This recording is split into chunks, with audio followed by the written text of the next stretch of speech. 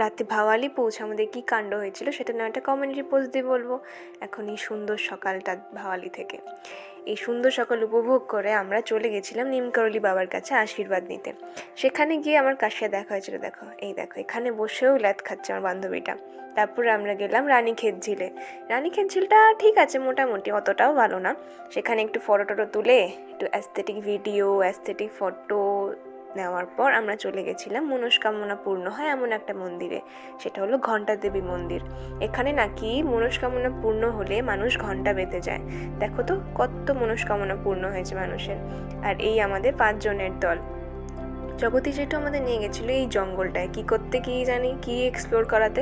কিচ্ছু নেই দেখে বুনুর তো গালে হাত, আর বাবা মা থেকে হেঁটে হুটে এসে ভাবছে যে কোথায় এলাম। আর এইখানে আমরা খেতে বসেছিলাম। এত সুন্দর ভিউ দেখেই আমি চুজ করেছিলাম রেস্টুরেন্টটা, আর রাস্তায় পেয়ে গেছিলাম সুন্দর